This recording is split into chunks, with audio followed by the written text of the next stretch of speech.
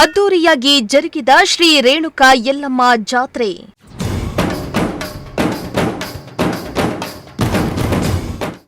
ಯಲ್ಲಮ್ಮ ದೇವಿಯ ಜಾತ್ರೆಗೆ ಹರಿದು ಬಂದ ಭಕ್ತ ಸಾಗರ.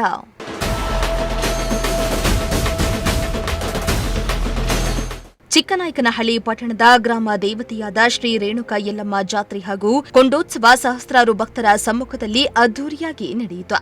ಜಾತ್ರೆಯ ಅಂಗವಾಗಿ ದೇವಾಲಯದಲ್ಲಿ ವಿವಿಧ ಬಗೆಯ ಫಲಪುಷ್ಪಗಳಿಂದ ವಿಶೇಷ ಅಲಂಕಾರವನ್ನ ಮಾಡಲಾಗಿದ್ದು, ಮಧುವಣಗಿತ್ತಿ, ಬಾನ, ಗಂಗಸ್ನಾನ, ಅಗ್ನಿ ಕೊಂಡೋತ್ಸವ ಹಾಗೂ ಘಟೆ ಸೇವೆ ಸೇರಿದಂತೆ ವಿವಿಧ ಧಾರ್ಮಿಕ ಕೈಂಕರ್ಯಗಳು ಯಶಸ್ವಿಯಾಗಿ ನೆರವೇರಿದವು.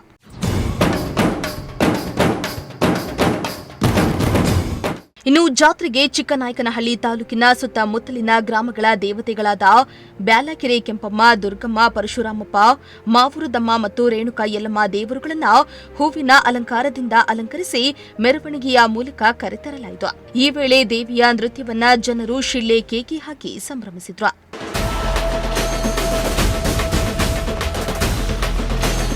ಇನ್ನು ಈ ವೇಳೆ ಹಲವು ಮುಖಂಡರು, ಶಾಸಕ ಸಿಬಿ ಸುರೇಶ್ ಬಾಬು ಅವರ ಮುಂದಾಳತ್ವದಲ್ಲಿ ದೇವರಿಗೆ ಈಡುಗಾಯಿ ಒಡೆದು ಕೊಂಡೋತ್ಸವಕ್ಕೆ ಚಾಲನೆ ನೀಡಿದ್ರು.